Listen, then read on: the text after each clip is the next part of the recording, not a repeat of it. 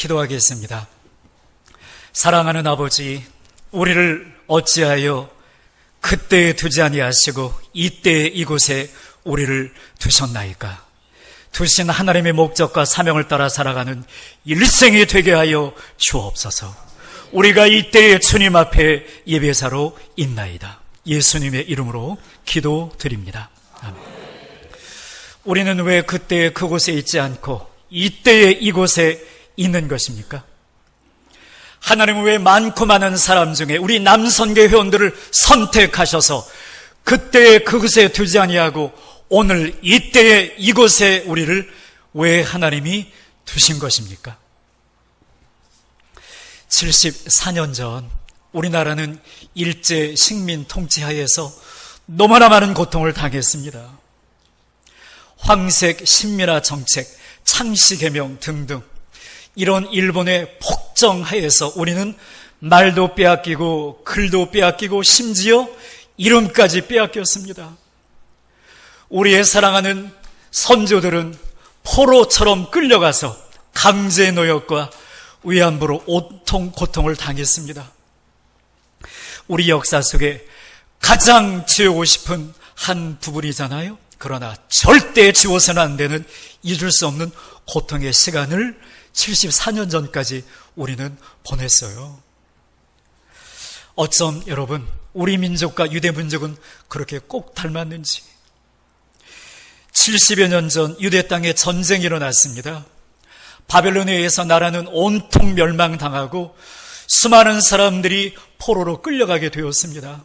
포로로 끌려간 바벨론에서 모든 사람들이, 수많은 사람들이 강제로 창씨개명을 당했어요.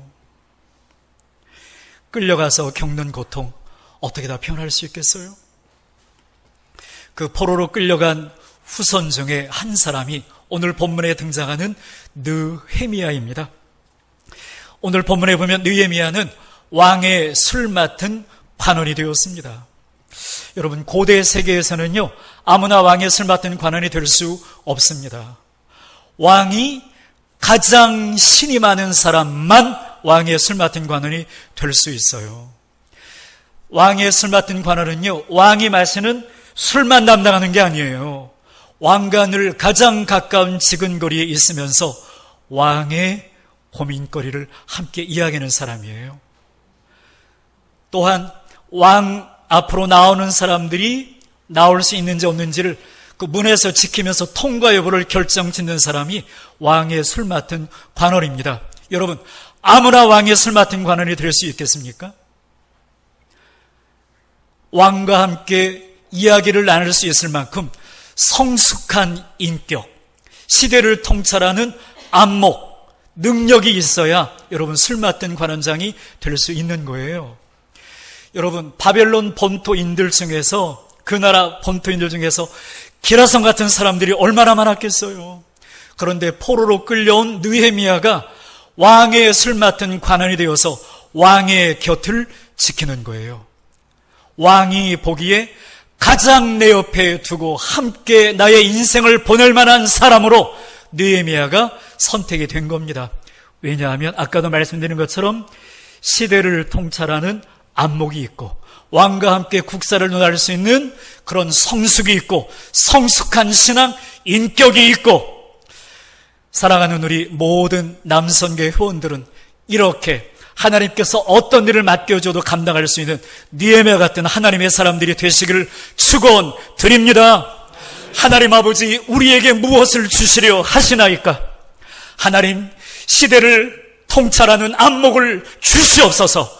성숙한 인격을 주시옵소서. 어떤 일을 맡겨도 능히 감당할 수 있는 그런 능력으로 함께하여 주시옵소서. 왕의 곁을 지키는 사람이요. 요한복음 15장 14절에 보면 예수님이 제자들에게 이렇게 말씀하셨어요.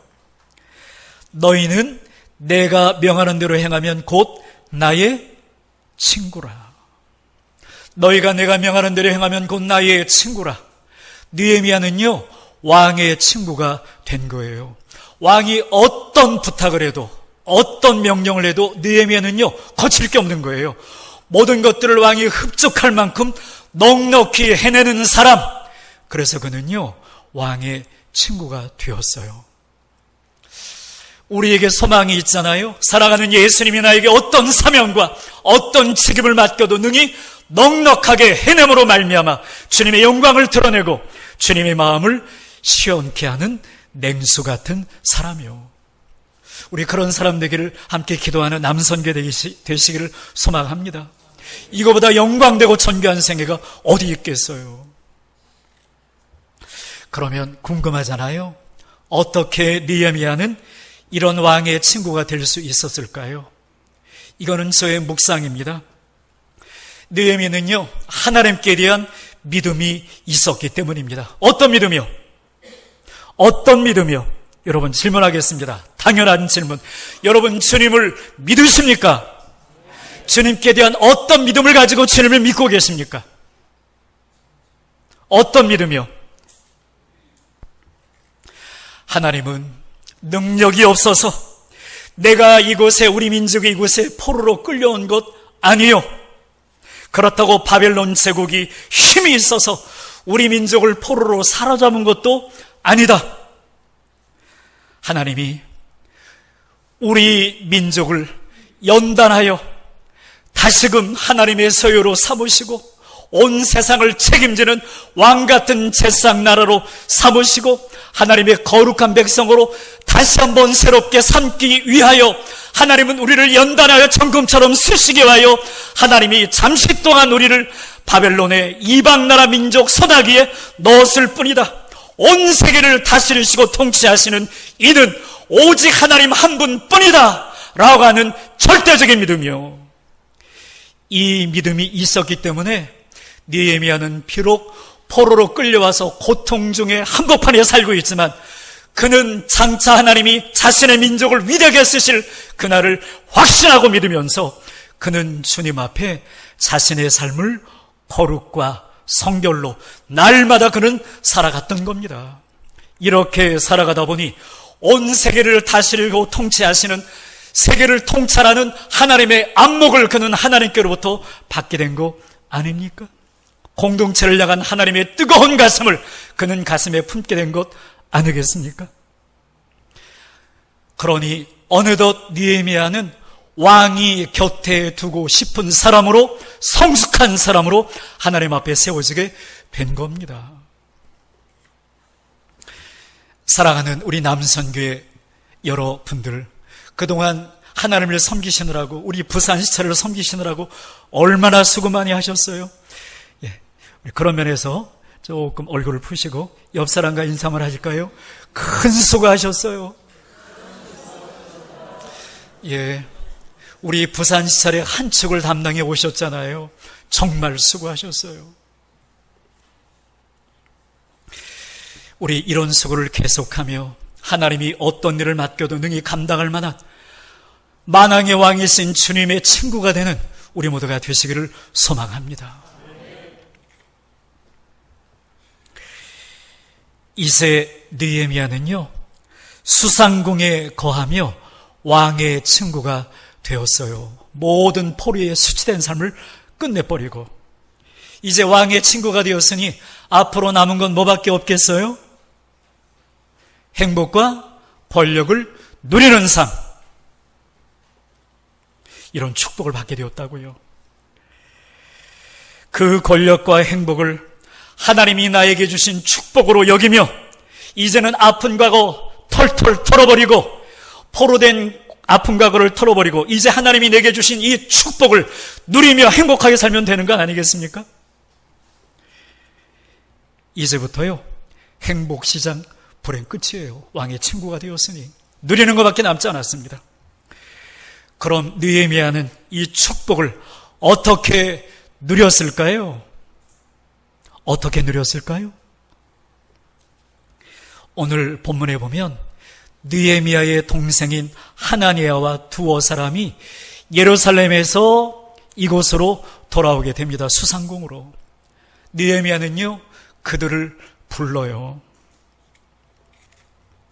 그들을 불러서 그는 물어보아요. 무엇을 물어보느냐? 너희들이 갔다 온 조국 예루살렘은 지금 형편이 어떻느냐 물어보는 거예요. 여러분 요새 어떤 질문하고 하면서 살고 계세요?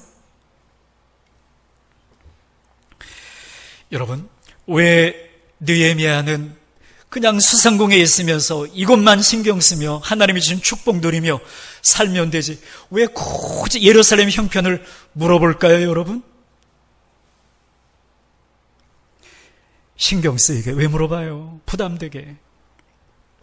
여러분 시편 122편 2절 6절을 제가 읽어드리겠습니다. 왜 물어봤을까 생각 한번 해보세요. 예루살렘아, 우리 발이 내 성문 안에 있도다. 예루살렘을 위하여 평안을 구하라. 예루살렘을 사랑하는 자는 형통하리로다. 왜 느헤미야는 굳이 신경 쓰이게 부담되게 왜 예루살렘 형편을 물어보았을까요? 예레미야의 마음이 어디에 있기 때문에? 어디에 있기 때문에요? 사랑하는 내 조국, 환난과 고통을 당하여 성벽은 무너지고 고통당하는 백성들, 거기에 하나님의 마음이 머물러 있었기 때문에 예레미야도 하나님의 마음을 품었던 거로 그의 관심, 그의 질문은 고통받는 내 백성, 그 백성이 살아가고 있는 예루살렘 성 안에 느헤미야의 마음은 머물러 있었던 거예요. 주님이 있는 곳에 내가 있고 주님의 눈물이 있는 곳에 나의 눈물이 있고 주님의 마음이 머무는 그곳에 나의 마음이 머무는 삶. 여러분 이게 남선교회 아닌가요, 여러분? 다니엘은 왕의 조서에 어인이 찍힌 것을 보았잖아요. 누구든지 30일 동안 누구에게든지 기도하면 죽습니다. 그런데 여러분 다니엘은 어떻게 하죠? 조서에 왕의 어인이 찍힌 것을 알고도 윗방에 올라가서, 여러분 지하방 가서 안 보이는 데 가서 기도하면 안 되나요? 윗방에 올라가 예루살렘으로 향한 창문을 열고 여러분 30일 동안 커튼 치고 기도하면 안 되겠어요? 전에 하던 대로 하루 3번씩 무릎을 꿇고 기도하며 그의 하나님께 감사하였더라. 여러분 왜 다니엘은 굳이 창문을 열고 예루살렘 성을 향하여 하나님 앞에 하루에 3번씩 왜 기도한 걸까요? 우리는 알아요. 다니엘의 마음이 지금 어디에 있는 겁니까? 예루살렘에 있기 때문이에요. 그는 총리예요. 얼마든지 누리며 살아갈 수 있어요. 하지만 그는 이곳에 그의 마음이 있지 아니하고 하나님의 눈길이 머무는 예루살렘에 그의 마음이 있기 때문에 그는 언제나 예루살렘을 향하여 하루에 3번씩 그의 기도를 올렸던 거예요. 여러분, 나의 마음은 어디에 있습니까? 제가 물으면 예루살렘이요 이렇게 대답하셔야 합니다. 제가 오늘은 조금 소리를 높이고 있는데요. 여러분들의 마음은 어디에 있습니까? 왜 예루살렘에 있습니까? 그 예루살렘에 하나님의 눈물, 하나님의 마음이 머물러 있기 때문이에요. 여러분 이게 만왕의 왕이신 하나님의 친구의 삶 아니겠어요? 동생이 돌아오자 예루살렘의 형편을 물어봐요. 동생이 이렇게 대답합니다. 3절이에요. 3절. 우리 같이 한번 읽겠습니다. 시작. 사로잡힘을 면하고 남아있는 자들이 그 지방 거기에서 큰 환난을 당하고 능욕을 받으며 예루살렘 성은 허물어지고 성문들은 불탔다 하는지라. 예루살렘 형편이 말이 아니에요. 성문은 무너지고 성벽은 다 불타고 그 안에 사는 사랑하는 내 조국 백성들은 온갖 능욕을 당하고 있습니다. 여러분, 몇십 년 전까지 예루살렘 성 안에는요 예배소리, 기도소리, 찬송소리, 신랑 신부 노래소리가 넘쳤어요. 그런데 그게요 다 끊어지고 말았어요. 여러분, 세상 기준으로 보면 얼마나 다행이에요? 내가 그곳 예루살렘에 있지 아니하고 지금 이곳 수상궁에서 축복을 누리며 살아가고 있으니 얼마나 다행입니까, 여러분? 세상적으로 따지면. 그런데 느헤미야는 이 기가 막힌 형편을 듣고 어떻게 하느냐? 4절입니다. 4절. 우리 같이 한번 읽겠습니다. 시작. 내가 이 말을 듣고 앉아서 울고 수일 동안 슬퍼하며 하늘의 하나님 앞에 금식하며 기도하여. 느헤미야는 자신이 환난을 당하는 것처럼 듣고 울고 금식하며 기도해요. 아이고 다행이구나. 그거 아니에요. 그는요, 이렇게 하며 긴 기도를 드려요. 그러면서 그의 긴 기도는 이렇게 끝나게 됩니다. 오늘 본문 11절입니다. 우리 같이 한번 더 합독 큰 소리로 한번 읽어주시면 고맙겠습니다. 읽겠습니다. 시작. 주여 구하오니 귀를 기울이사 종의 기도와 주의 이름으로 경외하기를 기뻐하는 종들의 기도를 들으시고 오늘 종이 형통하여 이 사람 앞에서 은혜를 입게 하옵소서 하였나니 그때에 내가 왕의 술관원이 되었느니라. 아멘. 여러분, 이 기도가 무슨 기도예요? 하나님, 무너진 예루살렘 성을 건축할 수 있도록 저를 그곳으로 보내주십시오. 제가 왕에게 보내달라고 부탁할 때 왕이 꼭 허락하도록 은혜를 베풀어 주십시오. 하나님, 저를 보내주십시오 하는 기도가 이 기도예요.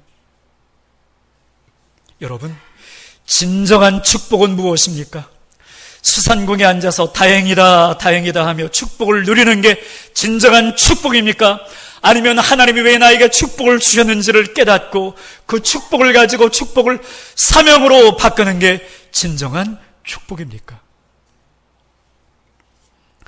축복을 사명으로 바꾸어 사는 우리 모두가 되시기를 축원드립니다. 이게 진정으로 잘 사는 인생 아니겠어요? 느헤미야는 지금 그런 기도를 드리는 거예요.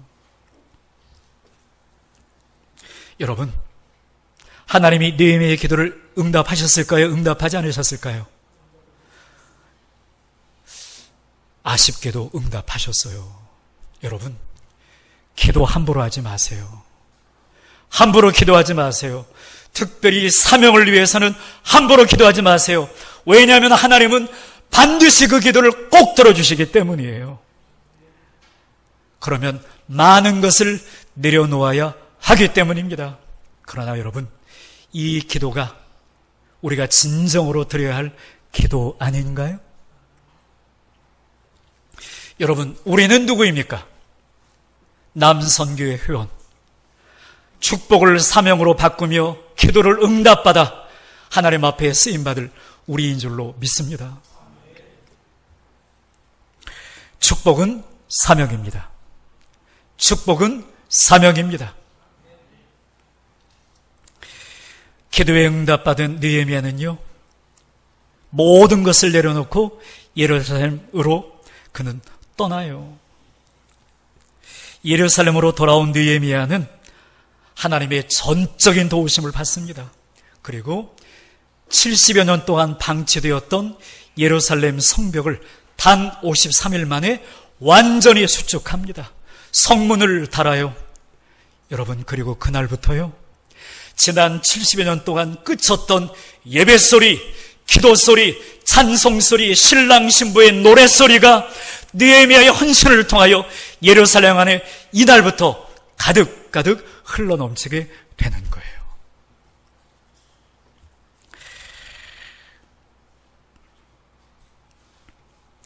일제 36년의 기가 막힌 포로 생활 동안 여러분, 우리 믿음의 선배님들은 정말 눈물로 긴 기도 드렸습니다. 이 민족을 새롭게 해달라고. 2.25 동안 또 6.25가 끝난 다음에 우리 믿음의 선배님들이요, 정말 느헤미야처럼 긴 기도 드렸어요. 그래서 우리가 이렇게 잘 살게 된 거 아닙니까? 그런데 여러분, 이렇게 복받고 살아가는 이 나라 이 민족, 교회 상황은 어떻습니까, 여러분? 민족 상황은 어때요? 외적으로는 인구 절벽에 부딪혀서 인구가 감소하고 있어요. 교회 안 나가는 성도가 200만 명입니다. 한국 내에. 경제 여건도 만만치가 않습니다. 동성애, 좌편향의 정서가 가득가득해서 사람들의 마음이 점점 강팍해지고 있어요. 안 믿는 사람들은 교회에 대한 반감은 점점 커가고 있습니다. 또한 내적으로는 여러분, 이 나라 우리 교회 형편이 어때요? 아까도 말씀드린 것처럼 나는 신앙인이다 하지만 교회 안 나가는 사람이 200만 명이에요, 여러분. 가나안 성도라고 그래요. 가나안을 거꾸로 하면 안 나가.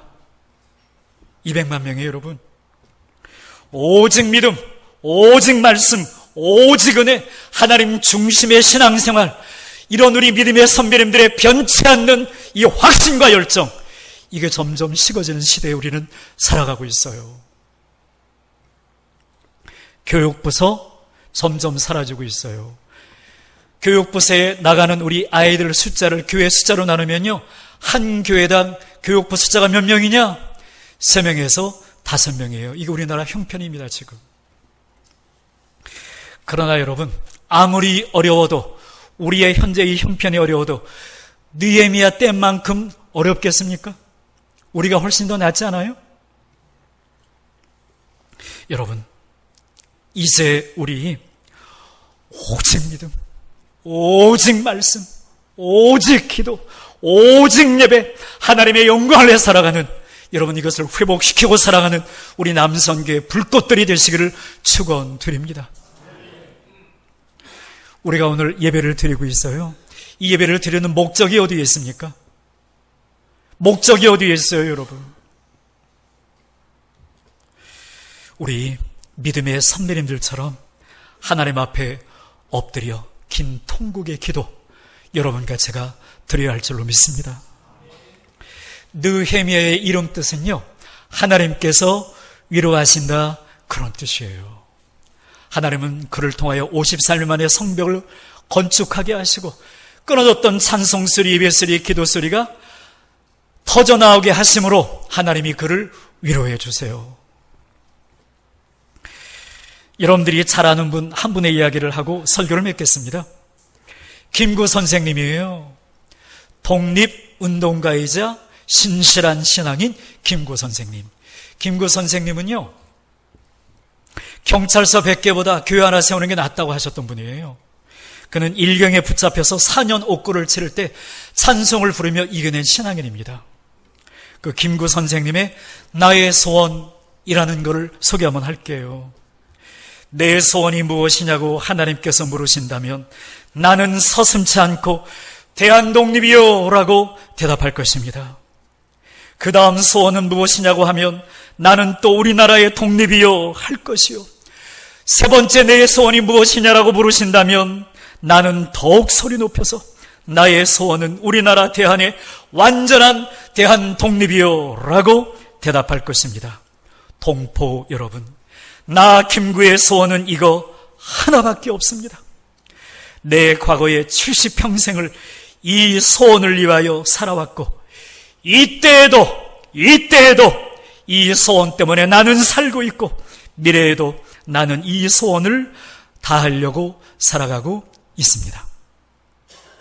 여러분, 김구 선생님의 소원이나 느헤미야의 소원은 하나예요. 그것은 그들을 불러주신 하나님 앞에서 그때의 사람으로 살아가는 거예요. 그때의 사람으로 살아가는 거. 김구 선생님이 좋아하는 시가 있었어요. 한문시. 자신의 잘못된 행동이 행여 후세의 사람들에게 잘못된 전철을 남기지는 않을까 늘 고민하며 살았던 그의 고민이 담겨있는 시. 아시는 분은 알 거예요. 답사려야 중거 눈 내리는 벌판을 홀로 걸어갈 때 불쏘 난행 어지럽게 함부로 걷지 말지니라. 금일 행적 오늘 이때에 내가 걸어간 발걸음 하나하나가 수작후 인정 뒤따라오는 사람의 이정표가 될 것이니 이때에 내가 걸어가는 발걸음 하나가 후세의 이정표가 된다. 말씀을 맺겠습니다.